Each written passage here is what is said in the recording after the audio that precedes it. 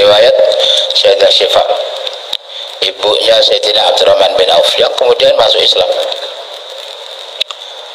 Maka beliau bercerita, aku lihat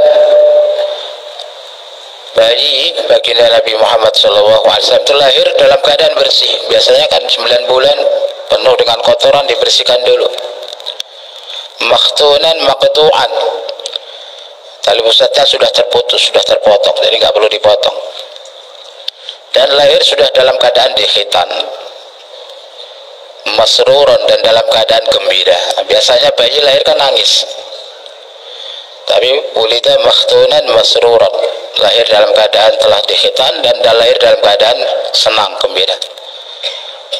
Di pangku, nggak lama kemudian langsung beliau membalikkan badannya, sujud, lama sekali sujud. Setelah sujud kemudian beliau angkat tangan kanannya sambil mengajukan jari ke atas langit.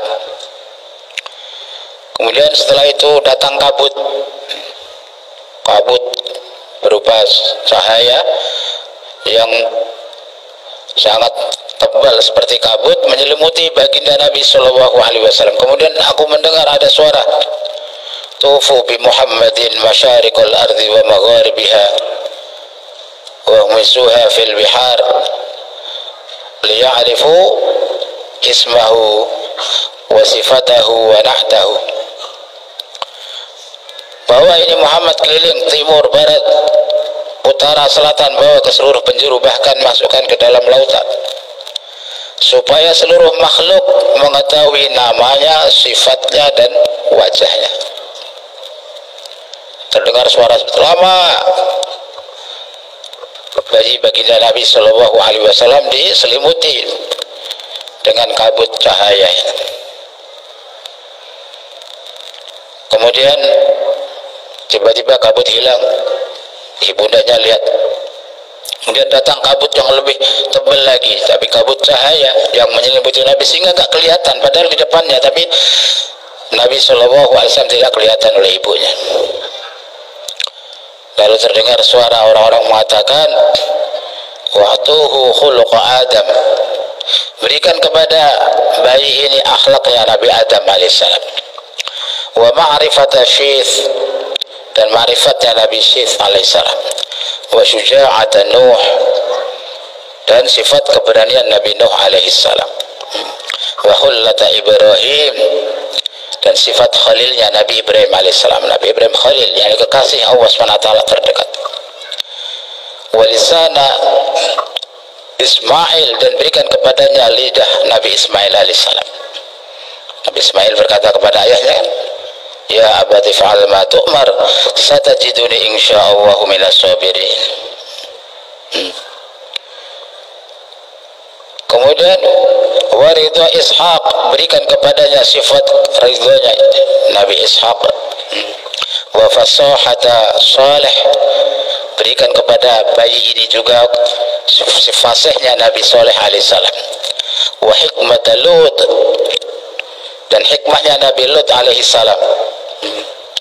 Wa busyra Yaqub, dan berita gembira yang Allah berikan kepada Nabi Yaqub alaihissalam. Wa jamala Yusuf, dan keindahan, kegandengan, ketampanan Yusuf alaihissalam. Wa syiddata Musa, dan tegasnya Musa alaihissalam. Wa ta'ata Yunus, berikan kepadanya, kepada bayi ini juga sifat ketaatannya Nabi Yunus alaihissalam. Wa jihada Yusha, berikan kepadanya jihadnya Nabi Yusha alaihissalam.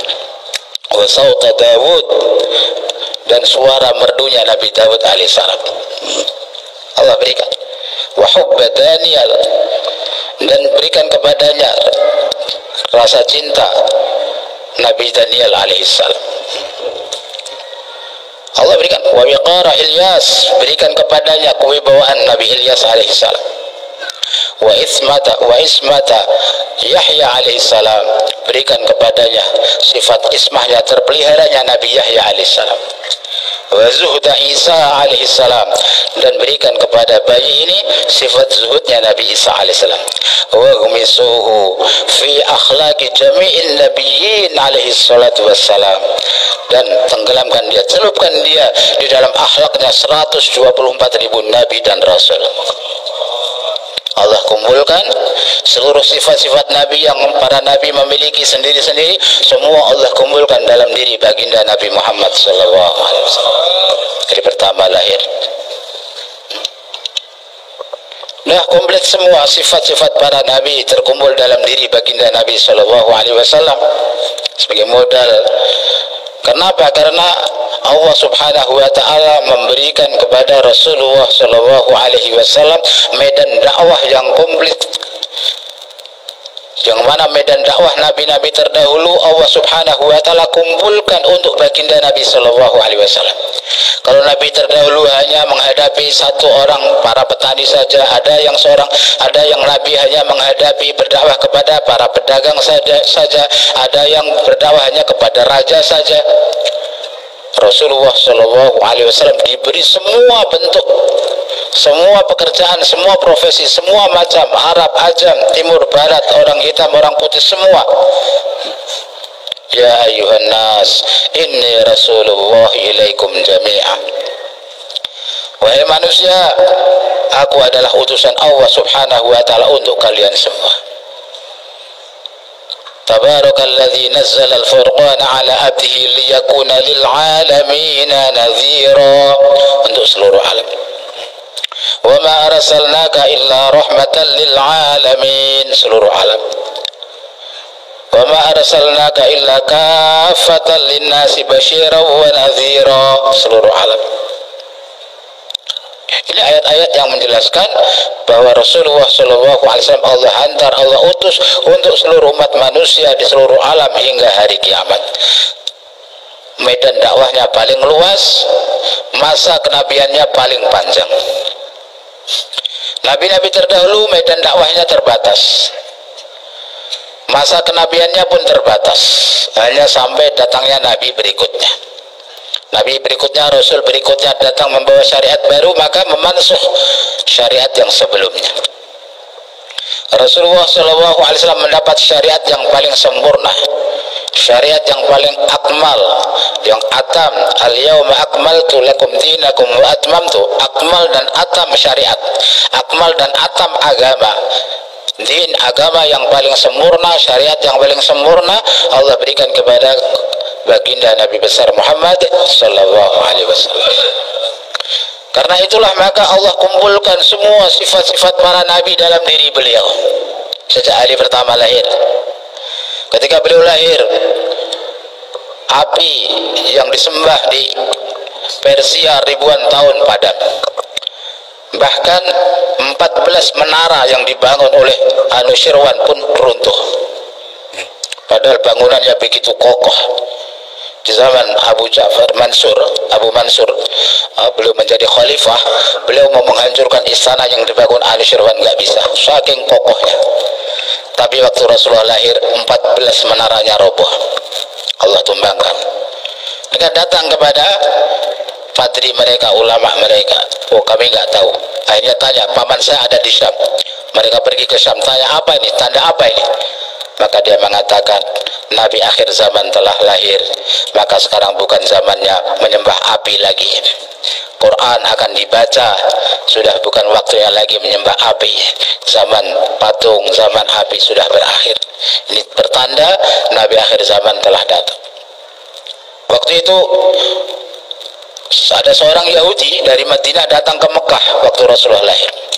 Dia melihat langit dipenuhi dengan cahaya. Bahkan ketika itu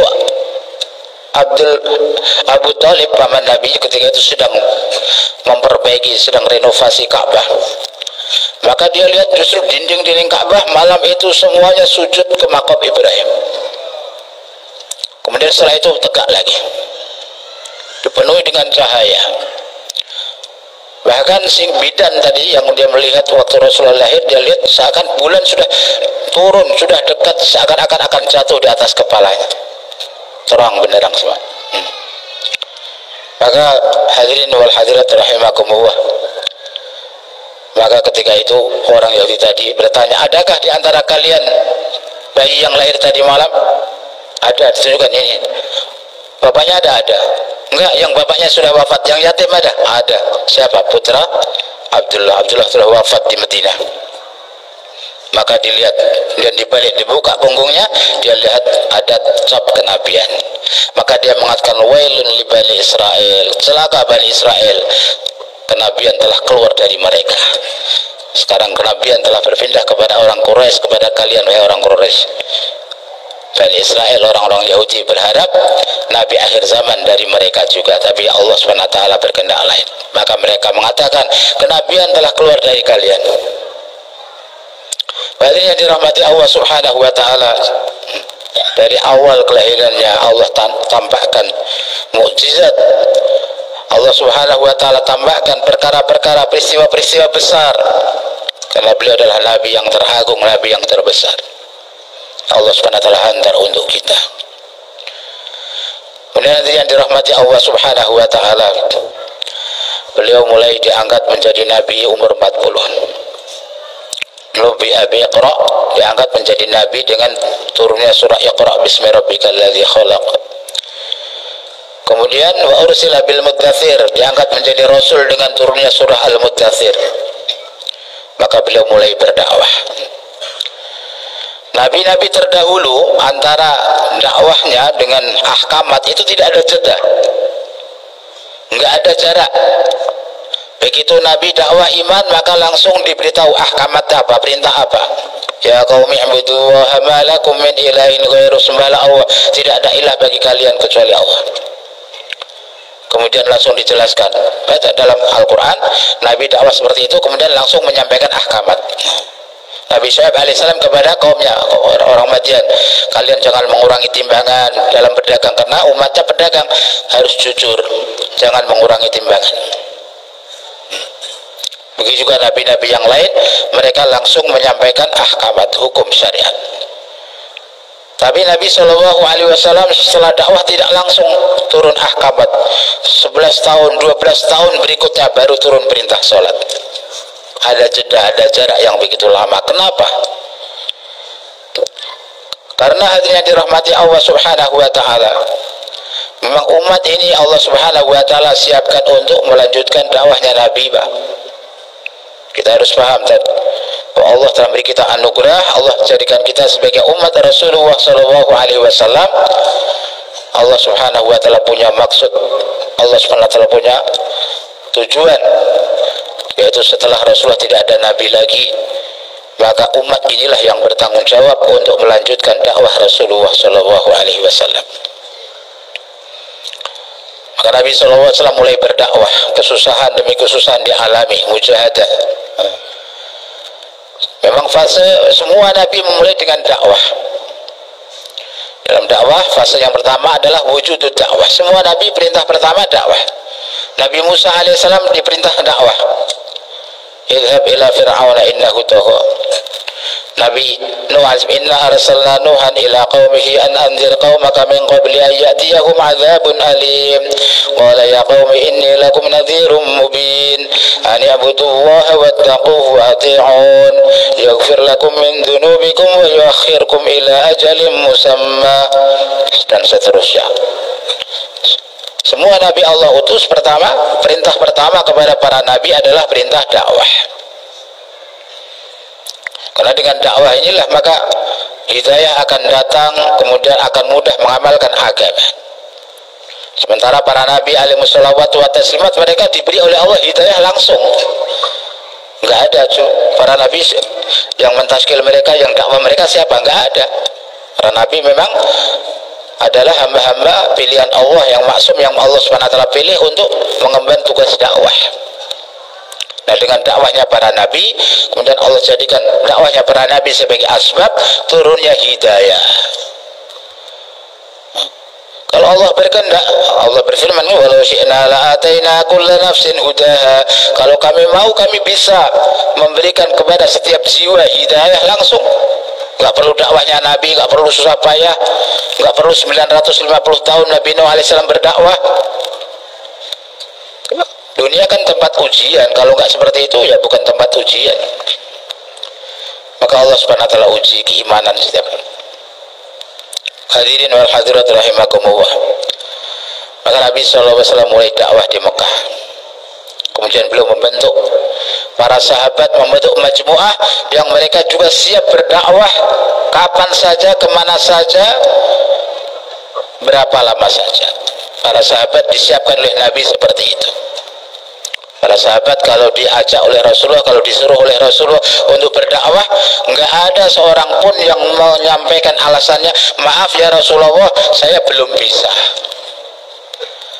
Jadi Rasulullah telah mendidik para sahabat sedemikian rupa sehingga sahabat siapapun mereka, apapun pekerjaan mereka, semua kalau disuruh oleh Nabi untuk berangkat berdakwah, mereka semua siap. Kapan saja. Nggak pernah dalam sejarah, dalam kitab-kitab tarikh, dalam kitab hadis kita dapati sahabat ketika disuruh dakwah, suruh berangkat, maaf ya Rasulullah, saya belum siap. Hari ini kalau kita suruh dakwah, maaf saya belum siap, ini banyak urusan, ini banyak pekerjaan. Para sahabat nggak seperti itu. Karena itulah maka Rasulullah bersabda, khairul quruni qarni, thumma alladhina yalunahum, thumma alladhina yalunahum. Sebaik-baik zaman, sebaik-baik kurun adalah kurunku, kemudian yang setelahnya, kemudian yang setelahnya. Yang menyandinginya, yakni tabi'in, kemudian tabi'in. Setelah itu Rasulullah nggak bilang kemudian yang setelahnya, enggak. Hanya 3 generasi. Khairul quruni qarni, sebaik-baik. Kemudian yang terbaik kedua adalah yang setelahnya, kemudian terbaik yang ketiga adalah setelahnya. Setelahnya nggak disebut. Maka alim ulama mereka mencari apa sebabnya. Rasulullah mengatakan sebaik-baik zaman adalah zamanku, sebaik-baik kurun adalah kurunku, sebaik-baik masa generasi adalah generasi sahabat. Karena para radhiyallahu ta'ala majma'in, mereka semua adalah da'i ilallah, mereka duat. Apapun profesi mereka, apapun pekerjaan mereka, laki-lakinya, wanitanya, anak-anaknya, semuanya mereka adalah da'i. Orang-orang yang menyeru manusia bahwa mereka adalah da'i, orang yang siang malam berusaha menyeru manusia kepada Allah Subhanahu wa ta'ala. Jadi yang pertama, para sahabat mereka adalah da'i. Mereka semua adalah duat, penyeru manusia, mengajak manusia untuk ibadah, beriman, yakin, meminta hanya kepada Allah Subhanahu wa ta'ala. Kemudian dalam mereka berdakwah, ya tidak berdakwah begitu saja, mereka berdakwah dengan ilmu. Maka mereka ada amal taklim. Semua sahabat mereka adalah da'i. Mereka semua sahabat mereka adalah orang-orang yang alim agama, mereka adalah orang yang mengamalkan agama, dan mereka adalah da'i, orang yang mendakwahkan agama. Prioritas adalah dakwah. Dakwah yang ditunjang, yang dikuatkan dengan ilmu, dengan zikir, ibadah, dan dengan akhlak. Ya, jadi akhlak itu bukan berdiri sendiri. Ibadah, zikir juga tidak berdiri sendiri. Taklim ilmu juga tidak berdiri sendiri, tapi untuk menguatkan dakwah. Jadi mereka dakwah, mereka juga taklim, belajar, mereka juga zikir, mereka juga punya akhlak seperti akhlak Nabi Shallallahu Alaihi Wasallam. Jadi ini 4 usaha agama dengan cara Rasulullah Shallallahu Alaihi Wasallam itu kumpulan ataupun gabungan dari 4 amal ini, nggak bisa dipisah.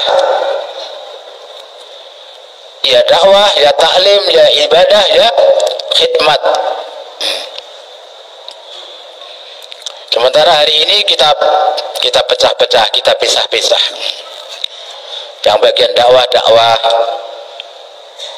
ada yang bilang saya tak bagian ngajar saja, ada yang bilang saya tak bagian zikir saja, Ada yang bilang bisa tak bagian sosial saja, bangun gedung untuk anak yatim sosial, panti asuhan.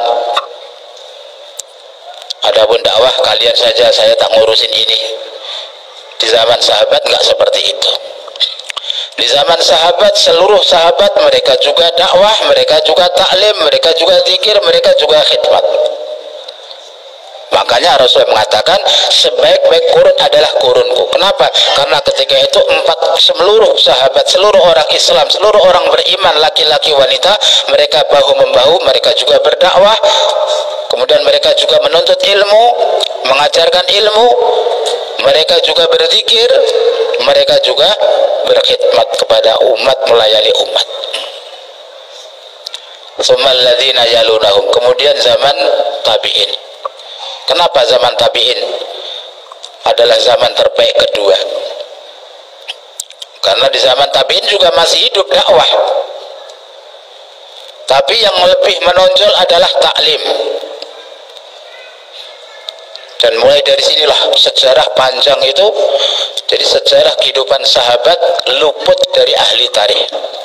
Kalau kita baca kitab-kitab sejarah itu, kehidupan perjalanan sahabat setelah Rasulullah wafat, waktu Rasulullah, tapi setelah Rasulullah wafat, zamannya Sayyidina Abu Bakar masih tercatat sedikit, zaman Sayyidina Umar, zaman Sayyidina Utsman, zaman Sayyidina Ali hampir tidak tercatat. Kebanyakan tercatat setelah zaman itu, zaman tabi'in. Ketika itu di mana orang-orang fokus untuk menuntut ilmu, melakukan perjalanan untuk ilmu. Di situ mulai panjang lebar sejarah. Sementara sejarah sahabat itu sedikit. Padahal ini sejarah yang menentukan. Sehingga hari ini umat kalau disuruh berdakwah, melanjutkan dakwahnya Rasulullah, heran. Ini ada contohnya. Karena memang di dalam kitab sejarah, coba dalam kitab sejarah yang ditulis ulama-ulama zaman sahabat ini hampir tidak tertulis. Tapi memang ketika itu ya para tabi'in, ulama-ulama, mereka menulis pun dari kehidupan para sahabat. Dalam kitab Futuhus Syam, dalam kitab-kitab sejarah perjalanan para sahabat yang mereka sampai ke Jordan, sampai ke Mesir, itu hanya sekilas, tidak detail. Mulai detail, mulai panjang lebar, itu mulai dinasti Abbasiyah, dinasti Umawi, kemudian dinasti Turki Utsmani, itu panjang lebar, kitab tebal-tebal ditulis itu. Tapi yang menceritakan kisah zaman Sayyidina Umar 10 tahun 12 tahun Sayyidina Umar, itu nggak terekam, sedikit. Padahal itu sejarah yang asli. Bagaimana agama bisa hidup di 2/3 dunia, bagaimana sahabat dulu pergi, itu nggak ada dalam kitab sejarah. Sehingga ketika umat disuruh seperti mereka, heran, memang ada orang meninggalkan istri, meninggalkan keluarga untuk mendakwahkan agama? Memang ada. Yang ada itu dulu orang pergi mengumpulkan ilmu. Imam Bukhari pergi mengumpulkan ilmu 1000 ulama, ya, untuk mendapatkan satu hadis perjalanan 1 bulan, ya, ada itu mulai. Tapi perjalanan sahabat yang sampai ke Indonesia, yang sampai ke Cina, yang sampai, nggak terekam. Kubur mereka itu yang memberitahu. Ternyata ada 36.000 kubur ada di Jordan. Itu yang ngasih tahu kita, ternyata ada sahabat yang pergi ke sana untuk agama. Tapi dalam kitab nggak tertulis. Padahal ini, makanya hadirin yang dirahmati Allah SWT, orang menuntut ilmu, melakukan safar untuk belajar ilmu agama, ada contoh. Tapi untuk dakwah, khuruj fisabilillah, orang bingung hari ini. Padahal itulah asbab hidupnya agama di seluruh penjuru dunia, itu ya geraknya sahabat. Cuma nggak terekam di dalam, tidak tertulis di dalam kitab-kitab sejarah. Mulai tertulis itu zaman tabi'in, di mana ketika itu keilmuan menonjol. Orang melakukan perjalanan untuk dakwah mulai berkurang. Kemudian semalladzina yalunahum, kemudian setelah zaman mereka itu tabi'in, yaitu zaman zikir. munculnya thariqah sufiyah, ulama-ulama sufi, mursyid-mursyid thariqah mulai bermunculan ketika itu. Ketika itu dakwah dibuat, tapi tidak seperti di zaman sahabat. Jadi yang di nomor satu kan zikir, taklim nomor 2, dakwah nomor 3. Di zaman tabi'in, taklim nomor 1, dakwah nomor 2, zikir nomor 3. Bahkan zikir mungkin belum ada seperti itu. Maka zaman yang terbaik zaman sahabat. Kenapa? Karena dakwah nomor 1, taklim nomor 2, zikir nomor 3, khidmat nomor 4, dan 4-4-nya dibuat. Kemudian zaman tabi'in, zaman yang terbaik setelah sahabat yaitu zaman tabi'in. Kenapa? Karena di zaman tabi'in ilmu nomor 1, dakwah nomor 2, zikir ibadah nomor 3, khidmat nomor 4. Kemudian zaman tabi'in adalah zaman terbaik ketiga. Kenapa? Karena ketika itu zikir yang di nomor 1-kan, dakwah nomor 2 ataupun nomor 3, taklim. Jadi zikir, kemudian taklim, kemudian dakwah nomor 3, baru khidmat. Ya, setelah itu Rasulullah enggak menyebutkan. Kenapa? Karena setelah itu zaman yaitu di mana umat Islam menomorsatukan khidmat, menomorsatukan perut, menomorsatukan keperluan hidup, menomorduakan taklim, ataupun menomorduakan zikir, menomortigakan taklim, dan menomorempatkan dakwah. Dibalik. Itulah keadaan umat hari ini. Semua kalau untuk masalah keperluan hidup, wah ini wajib, kasbul halal, faridah, mencari rezeki yang halal wajib. Apakah sahabat gak paham bahwa mencari rezeki yang halal itu wajib? Apakah para sahabat tidak paham dengan hadis ini bahwa mencari rezeki yang halal itu wajib? Yang meriwayatkan juga sahabat. Tapi sahabat tidak menghabiskan waktunya untuk mencari rezeki, tapi menghabiskan waktunya untuk membawa agama, mendakwahkan agama ke seluruh dunia. Sejarah, baca kitab Hayatus Sahabah, bagaimana para sahabat menghabiskan seluruh waktunya, hartanya, dirinya untuk dakwah, sebagaimana yang dicontohkan oleh baginda Nabi Shallallahu Alaihi Wasallam. Nah, beliau adalah uswatun hasanah. Laqad kana lakum fi Rasulillah uswatun hasanah. Siapa yang lebih paham dengan kehidupan Nabi? Sahabat. Apakah kita lebih paham dengan kehidupan Nabi dari sahabat? Rasulullah mengatakan, ashabi kan nujum bi ayyihim iqtadaitum ihtadaitum. Sahabat-sahabatku semua laksana bintang di langit. Siapapun yang kalian ikuti, teladani, kalian akan dapat petunjuk. Man yastanu fal yastana biman qad mata. Barang siapa yang ingin meneladani, ingin mengikuti jejak seseorang, ikutilah jejak orang yang telah mati. Wa hum ashabu Muhammad, dan mereka adalah para sahabat Nabi Muhammad sallallahu alaihi wasallam. Mereka adalah orang yang paling paham dengan kehidupan Nabi. Tapi mereka tidak menghabiskan waktunya, hartanya, dirinya untuk mencari nafkah, tapi menghabiskan dirinya, waktunya, hartanya justru untuk menghidupkan agama ini di seluruh alam.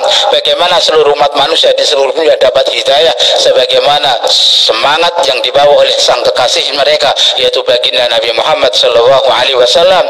Daimul fikr mutawasilul ahzan, di mana sifat Rasulullah beliau senantiasa berfikir, mutawasil azan, dan berkesinambungan, bersambung kerisauan beliau kepada umat. Tidak ada satu malam pun yang beliau lewatkan tanpa menangisi umat ini. Tidak ada satu siang pun yang beliau lewatkan tanpa berdakwah, mengajak manusia kepada Allah. Bahkan pada saat-saat beliau mau wafat pun yang diingat adalah umatnya. Bil mu'minina raufur rahim. Seorang nabi yang sangat sayang, sangat cinta kepada orang-orang beriman, kepada umatnya. Pada waktu Mi'raj, Isra Mi'raj, maka Rasulullah sendiri bersabda, falamma danautu ila bisatin nur, ketika aku telah dekat dengan permadani yang terbuat dari nur, hamamtu an akhla'an alayya, aku ingin melepas kedua sandalku. Fanuditu lima takhla'an alaik, wahai, maka aku diseru, kenapa engkau ingin melepas kedua sandal kamu? khasyitu murarat at-tarbi wa uqubat ar-raddi. Aku takut pahitnya penolakan dan siksaan penolakan ya Allah. Ayyuqala li kama qila li akhi Musa alaihissalam, aku takut aku akan dikatakan kepadaku sebagaimana telah dikatakan kepada saudaraku Musa alaihissalam. Nabi Musa alaihissalam waktu di Bukit Turi Sina, maka Allah berfirman, "Fakhla'na 'alaik innaka bil wadil muqaddas." Itu wahai Musa, lepas kedua sandal kamu, kamu berada di lembah yang suci. Maka sebelum engkau menegur aku ya Allah, aku mau melepas kedua sandalku.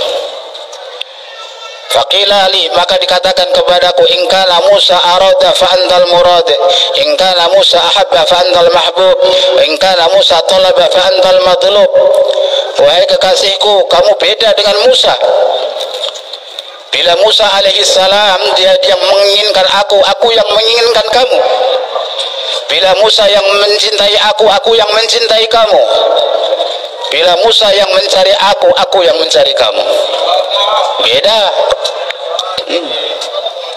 Nah, lalu Allah subhanahu wa ta'ala sal, mintalah, tu'to, kamu akan diberi. Maka Rasulullah bersema, as'aluka ya Allah li Aminatal lati waladatni wala li Halimatal lati ardu'atni wala li Fatimata ibnati. Ya Allah, saat yang sangat bergembira ini, di saat yang saya paling dekat dengan engkau ya Allah, aku tidak akan meminta untuk ibuku Aminah yang telah melahirkan aku. Aku juga tidak akan berdoa untuk Halimah yang telah memberi aku ASI. Dan aku juga tidak akan berdoa untuk putri tercintaku Fatimah. Innama as'aluka ummati. Aku meminta kepadamu ya Allah, selamatkan umatku ya Allah. Beri hidayah umatku ya Allah. Berapa miliar penduduk dunia ini, Nabi SAW ketika Mi'raj pun yang dipikirkan kita. Itu yang harus kita teladani yang mulia. Bagaimana kita lebih memikirkan bagaimana semua manusia dapat hidayah, bagaimana seluruh penduduk Amerika dapat hidayah, penduduk Eropa dapat hidayah, bagaimana seluruh penduduk Afrika dapat hidayah, bagaimana seluruh penduduk Cina dapat hidayah, orang-orang Australia dapat hidayah. Itu yang harus kita risaukan siang malam, lebih merisaukan umat. Habis untuk dan seluruh sahabat juga sama. Seandainya mereka bekerja pun dengan fikir, tetap risau fikir bagaimana orang dapat hidayah. Itu yang harus kita teladani. Semangat dakwah bukan hanya bergerak, dakwah bukan hanya bicara, tapi fikir risau yang ada dalam hati. Seperti risau dan fikirnya Nabi Shallallahu Alaihi Wasallam. Fanuti itu maka aku diseru, ma asfaqaka ala hadhil ummah. Wahai kekasihku, alangkah cintanya kamu kepada umatmu. Ummatuka khalqun dhaif wa ana rabbun latif wa anta nabiyyun syarif. Umatmu memang makhluk yang lemah. Aku adalah Rabb yang maha lembut dan kamu adalah nabi yang mulia. Fa kaifa yadhi'u dhaif bainal latif wa syarif. Lalu bagaimana umat yang lemah yang berada di antara Rabb yang maha lembut dan nabi yang mulia, bagaimana dia akan terlantar? Aku tidak akan menterlantarkan mereka, jadi kamu enggak perlu bersedih lagi. Fa wa'izzati wa jalali la uqsimana yaumal qiyamati qismain. Demi kemuliaan dan keagunganku, aku akan membagi hari kiamat menjadi dua. Anta taqulu ummati wa ana aqulu rahmati. Satu sisi kau akan berdoa, ya Allah selamatkan umatku, maka aku akan jawab rahmatku lebih luas daripada segala sesuatu. Dalam kesempatan yang seperti itu, Rasulullah tidak berdoa untuk ibunya, tidak berdoa untuk putrinya, tidak berdoa untuk cucunya, berdoa untuk kita umatnya. Ini yang harus kita teladani. Dakwah itu harus disuruh fikir risau. Dakwah asas adalah fikir. Sebelum Rasulullah diangkat menjadi nabi, bertahanus, beliau memikirkan keadaan umat. Satu sisi Allah subhanahu wa ta'ala ceritakan kepada beliau bagaimana Allah subhanahu wa ta'ala mengadab umat-umat terdahulu yang menentang nabinya. dari kisah kehidupan para nabi terdahulu bahwa suatu umat akan dihancurkan oleh Allah ketika mereka telah melampaui batas. Apa yang dilakukan umat kepada nabinya? Yang pertama, mereka la yasma'un, enggak mau mendengar. Ja'alu asabi'ahum fi adhanihim, enggak mau mendengar. Seandainya mereka mendengar, maka yungkirun, mereka mengingkari. Yukadzibun, mendustakan. Fa in kadzabuka faqad kudzibat rusul min qablik.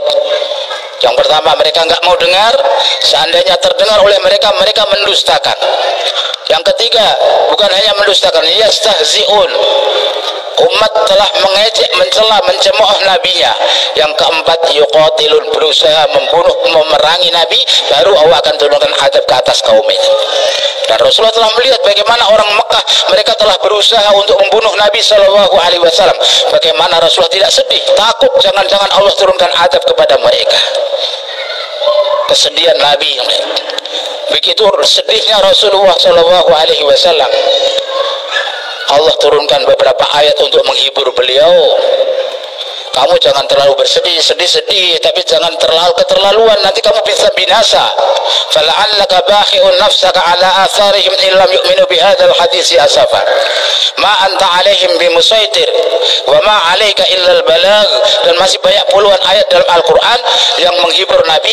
Kewajiban kamu hanya menyampaikan, wahai nabiku, kamu bukanlah pengawas mereka. Kamu jangan sampai karena sedih sampai kamu akan binasa. Ini banyak ayat-ayat yang Allah turunkan untuk menghibur Nabi supaya jangan terlalu dalam risau, dalam memikirkan umat. Bapak Ibu yang dirahmati Allah Subhanahu wa taala, ini harus kita teladani. Dakwah dengan risau, dakwah dengan fikir. Belajar memikirkan orang lain, belajar memikirkan bagaimana seluruh manusia, seluruh bangsa dapat hidayah Allah Subhanahu wa taala.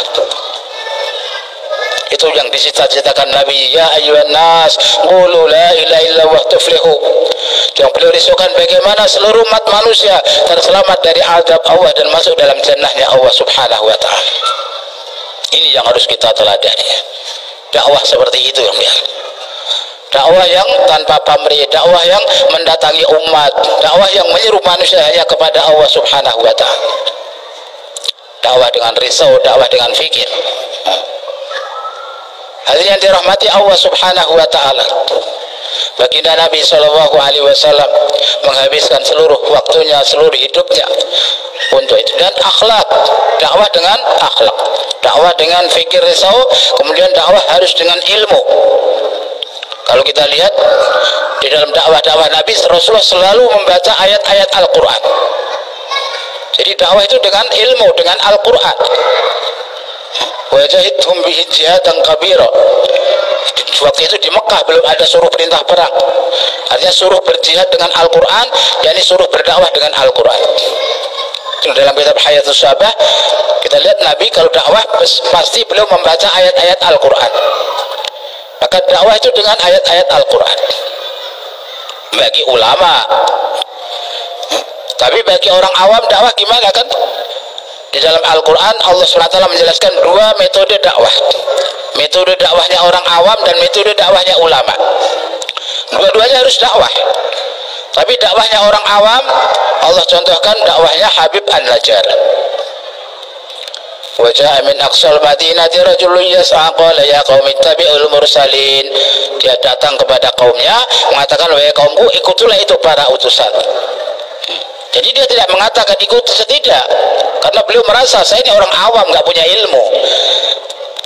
Maka dia dalam berdakwah, mari Pak silakan di masjid sedang ada bayan, di masjid sedang ada ceramah, mari Pak silakan ke masjid. Tidak orang umum, orang awam.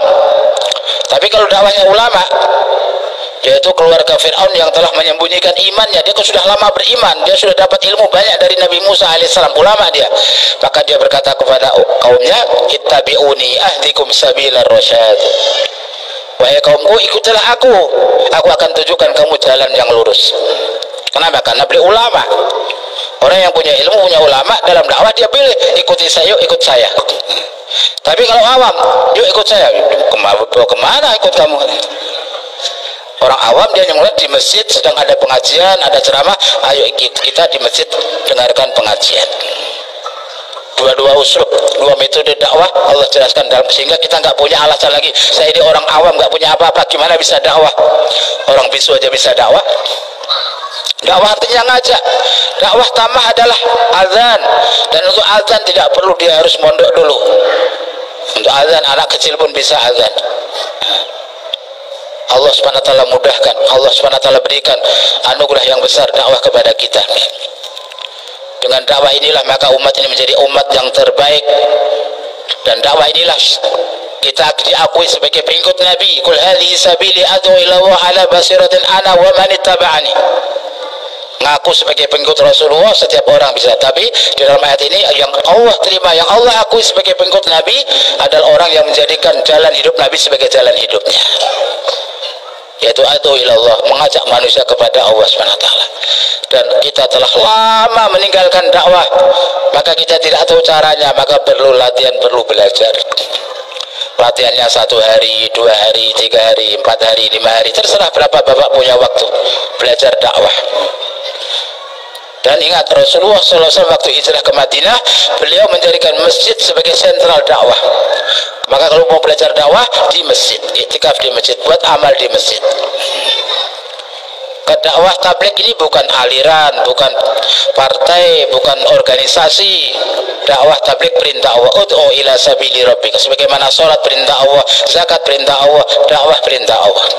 Maka hendaknya kita meneladani dakwah Nabi dengan riso, dengan fikir, dengan ilmu, dengan zikir juga, dengan akhlak. Kalau akhlak Nabi enggak dibatasi. Rasulullah sholat dibatasi oleh Allah. Rasulullah sholat 1 malam sampai kaki beliau bengkak, maka Allah turunkan, ma anzalna alaikal qur'ana litashqa. Wahai Muhammad, kami menurunkan ke atas kamu Al-Quran bukan supaya kamu letih-letih, capek-capek seperti ini. Jangan sampai lama-lama berdiri sampai kakinya bengkak-bengkak, yang biasa-biasa saja. Maka setelah itu Rasulullah mengurangi, 1 rakaat cuma 6 juz. 6 juz yang tadinya 1 rakaat mungkin 15 juz, 30 juz sampai kakinya bengkak. Maka setelah itu beliau kurangi, 1 rakaat cuma baca surah Al-Baqarah. 1 rakaat surah Al-Baqarah. Pernah sahabat ikut sholat di belakang Nabi pun gak kuat berdiri, pergi. Rasulullah SAW dermawan, orang datang membawa, meminta, Rasulullah punya dikasih. Rasulullah nggak punya sesuatu, dah kamu hutang dulu kepada siapa, nanti saya yang bayar. Allah tegur, dermawan ya dermawan, tapi jangan seperti itu. La tabsut kullal basti, jangan kamu buka tangan kamu dengan seluas-luasnya. Kalau punya ya kasih, kalau nggak punya ya bilang nggak punya. Jangan nyuruh orang yang minta-minta suruh hutang kemudian kamu yang bayar. Rasulullah SWT juga menahannya. Rasulullah SAW berdakwah, fikir risau, maka Allah turunkan ayat-ayat menghibur beliau. Jangan sedih ya sedih, tapi jangan keterlaluan. Tapi giliran akhlak tidak dicegah oleh Allah, tidak dibatasi. Wa innaka la'ala khuluqin azim, sungguhnya kamu berada di atas akhlak yang agung. Bebas setinggi-tingginya, nggak dibatasi, akhlak setinggi-tingginya. Karena itulah yang diperlukan oleh seorang dai adalah akhlak. Seorang dai akan sukses dalam dakwah kalau dia punya akhlak seperti akhlak baginda Nabi Sallallahu Alaihi Wasallam. Untuk itu hadirin wal hadirat rahimakumullah, melalui peringatan Maulid malam ini mudah-mudahan Allah Subhanahu Wa Taala memberi kita taufik untuk bisa lebih mengenal baginda Nabi Sallallahu Alaihi Wasallam, dan kita niatkan sebagaimana Nabi kita dihantar untuk seluruh umat manusia di seluruh alam. Ketahuilah bahwa setiap daripada diri kita juga dihantar oleh Allah untuk seluruh umat manusia di seluruh alam. Kita bukan hanya untuk orang Pekanbaru, kita bukan hanya untuk orang Riau. Setiap kita begitu datang ke dunia, Allah Subhanahu Wa Taala hantar kita untuk orang Arab, untuk orang Ajam, untuk orang Eropa, untuk orang Amerika, untuk seluruh umat manusia di seluruh dunia hingga hari kiamat. Maka hendaknya kita bawa apa yang Allah berikan. Inna washtara minal mu'minin anfusahum wa amwalahum bi anna lahumul jannah. Allah telah membeli diri dan harta orang beriman dengan jannah. Maka diri, waktu, harta bukan milik kita lagi, ini amanah. Hendaknya kita gunakan untuk menolong Allah, maka Allah akan menolong kita. Bila kita menolong Allah, Allah akan tolong kita. Apabila Allah telah tolong kita, maka tidak akan ada yang bisa mengalahkan kita. Yang surkumullah fala ghaliba lakum. Apabila Allah telah menolong kalian, tidak akan ada yang bisa menang ke atas kalian. Yakhdhulkum, tapi apabila Allah tidak menolong kita, meninggalkan kita, maka siapa yang akan menolong kita? Dan Allah akan menolong kita apabila kita menolong Allah, yaitu menolong agama Allah, bawa agama ini ke seluruh alam. Dan caranya mudah, teman-teman kita ini, mereka alhamdulillah sudah pergi kemana-mana bawa agama, kita tinggal ikut seperti mereka. Mudah-mudahan Allah SWT hantar kita untuk pergi seluruh alam, mendapatkan agama. Allah terima dakwah kita, terima taklim kita, semoga Allah terima zikir ibadah kita, Allah terima akhlak kita. Dan Allah Subhanahu wa taala jadikan anak keturunan kita menjadi dai-dai yang akan membawa agama di seluruh alam sebagaimana anak-anak para sahabat. Sekian kurang lebihnya, mohon maaf yang sebesar-besarnya.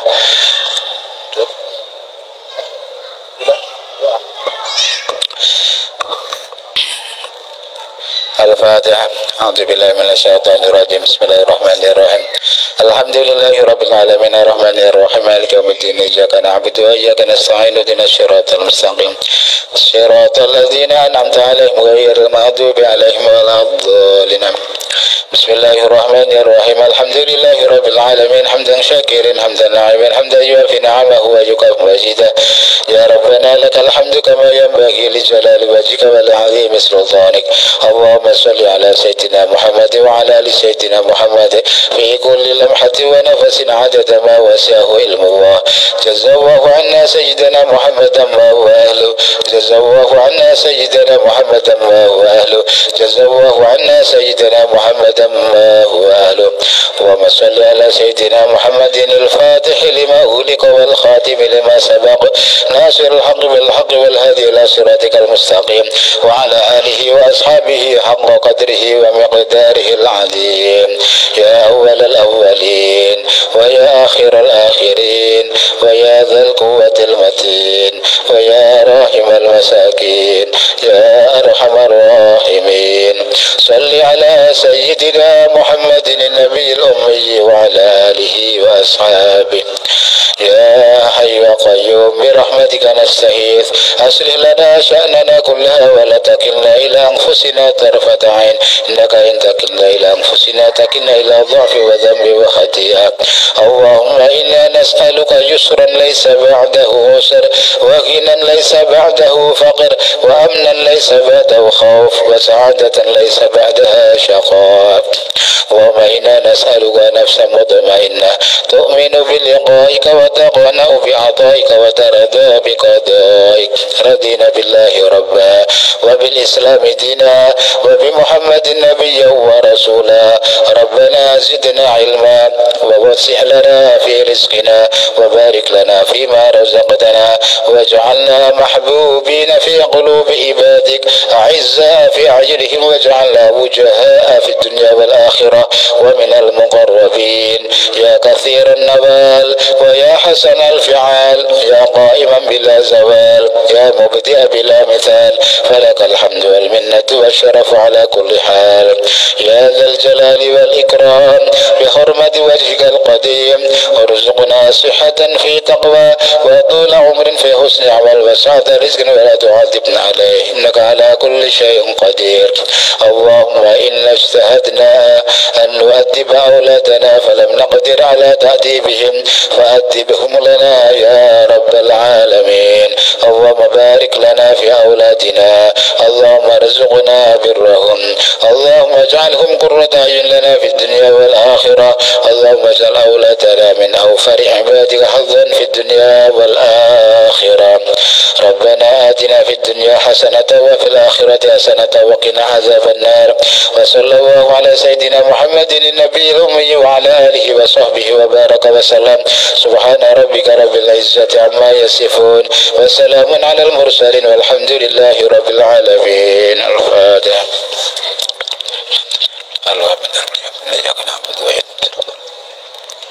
Subhanallah bihamdihi subhanakallahumma wa bihamdika asyhadu an la ilaha illa anta astaghfiruka wa atubu ilaik. Assalamualaikum warahmatullahi wabarakatuh.